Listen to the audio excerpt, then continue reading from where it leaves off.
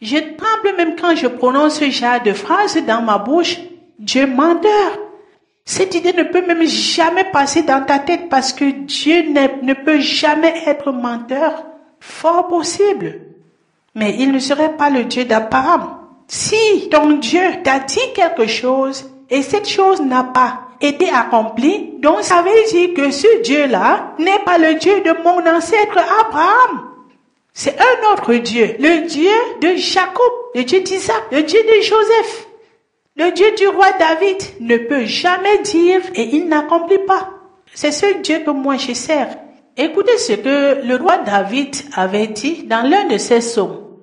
Je vais m'excuser parce que je n'ai vraiment pas le psaume en tête, mais peut-être qu'après la pause je fouillerai. Il a dit dans l'un de ses psaumes, c'est pas verser l'abondance. Les pas de l'Éternel versent l'abondance. Si tu vis vraiment dans le manquement, souligneras-tu que Dieu a manqué à ses promesses? Non. Parce que partout où Dieu passe, il y a de l'abondance. C'est pas verser l'abondance. C'est le roi David qui l'avait dit. Si on rentre, j'ai voulu commencer par le roi David. Si on rentre, on va retrouver Joseph quand il a été vendu en tant qu'esclave dans un pays étranger, autrement appelé Égypte. Il a été traîné. Il n'avait rien de la prison, il est devenu gouverneur. Et c'est lui qui gérait tout ce qui avait comme vivre dans ce pays. Donc il était dans l'abondance. Partout où Dieu passe, c'est pas vers l'abondance. Alors on va rentrer, on va prendre le cas de Jacob, qui, quand son beau-père a commencé à lui torturer, ne pas voulant le laisser pour le retour, il a commencé à changer d'un prépa à l'autre. Mais qu'est-ce que la parole nous dit? Tout ce que Jacob touchait était béni. Ça ne faisait que reproduire et reproduire et reproduire. Ce n'était que des belles brebis. C'était de très beaux agneaux. Donc, c'est des choses qui nous montrent que partout où Dieu passe, c'est pas vers, c'est tout simplement l'abondance. Le Dieu qui se pourvoit, il ne te demande pas de faire, mais il se pourvoit. Quand il a demandé à notre ancêtre Abraham de lui livrer son fils, son unique, il n'était pas l'unique. Isaac n'a pas été l'unique, mais c'était le fils de la promesse. Et comme il a vu que Abraham ne faisait plus autre chose que se concentrer sur son fils, tout son cœur était basé là-bas, il dit, donne-moi ce fils-là. Et quand il s'est levé pour aller lui donner le fils, qu'est-ce qui s'est passé? Dieu a dit, ce que tu peux me donner est rien. Parce que c'est moi qui donne, c'est moi qui produis, c'est moi qui abonde. Donc moi-même là, je vais me donner ce dont j'ai besoin. Donc quand le petit Isaac lui demandait, mais papa, où est l'agneau? Qu'est-ce qu'il a dit? La foi qu'il avait en lui, il était convaincu que même si Isaac part, Isaac va encore être là. Il était juste à la dernière minute, étant donné qu'il a quand même eu la peur charnelle. Il a tremblé. Il voulait vraiment pas, il a aimé son fils et il se voyait en train de tuer son fils. Mais jusque-là, il est parti jusqu'à la dernière minute. Il avait toujours espoir que Dieu se pourvoira. Dieu va lui-même se pourvoir. Il va donner cet agneau-là. Alors pourquoi tu pleures? Pourquoi tu t'inquiètes? Pourquoi tu t'ennuies? Pourquoi tu pries et tu ne reçois pas? Parce que tu ne pries pas.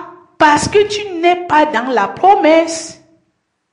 Partout où Dieu passe, il verse l'abondance. Il ne te manquera rien. À moins que tu aies accroché sur certaines choses. Si tu as cru Dieu aujourd'hui et que tu viens avec ta phrase que bon, j'ai suivi que quand on marche avec Dieu, on a tout. Tu n'auras rien parce que tu es venu parce que tu veux avoir tout. Mais quand tu es venu parce que tu aimes Dieu et tu sais que c'est Dieu qui est tout, tu t'abandonnes dans ses mains. Tout le reste des choses ne t'intéresse même plus. Tu es capable de vivre dans la pauvreté étant joyeuse, heureux. Tu es capable de vivre dans la richesse étant joyeux et heureux. Tu ne dépends plus de la pauvreté ni de la richesse. Tout devient neutre pour toi et Dieu va verser. Il va verser. Tu peux pas manquer de quoi manger. Tu ne peux pas Oh mon Dieu. Qu'est-ce que je dois vous dire ici? Qu'est-ce que je dirais? Il a dit cherchez moi. Cherche-moi, le royaume des cieux, c'est quoi? C'est avoir Dieu. C'est pas rêver un paradis qui viendra quand tu vas mourir. Non. Maintenant que tu vis, reçois Dieu. Reçois-le dans ta vie. Donne ta vie à Dieu. Confesse tes péchés. Dis à Dieu, je veux être avec toi. Et tu vois la main de Dieu. C'est pas ce qu'on va te dire que Jésus est mort sur la croix pour tout le monde. Alléluia, tu es sauvé. Ce sont les mensonges. Cherche ton Dieu. Reçois ton Dieu. Tu es appelé à recevoir Dieu. Quand tu vas recevoir Dieu, alors là, il va commencer à verser l'abondance. C'est que même le salut, il met ça devant toi. Et tout est ouvert. Jésus est mort pour te montrer le chemin qui t'amène à entrer maintenant dans ce chemin pour recevoir ce dont tu as besoin. Jésus est mort sur la croix. Il a tout accompli. Il n'a pas accompli au niveau de ton salut. Il a accompli sur le point qu'il t'a laissé un chemin. Tu le reçois et tu marches selon ce chemin-là. Tu vas découvrir qui est ton Dieu et comment tu entres maintenant en contact avec Dieu.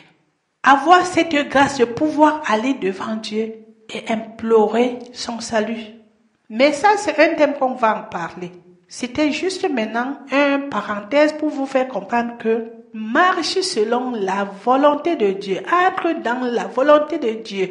Vraiment, tu vois le royaume des cieux, tu n'auras plus besoin d'aller dire à Dieu que je suis malade, guéris-moi.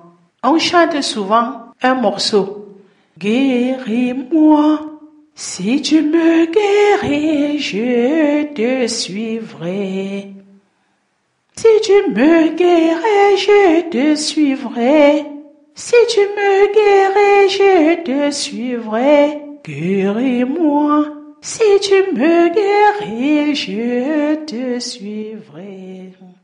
Le plus souvent, quand je suis dans les assemblées de Dieu et que ce genre de morceaux est chanté, je lis dans les gens comme dans un verre d'eau.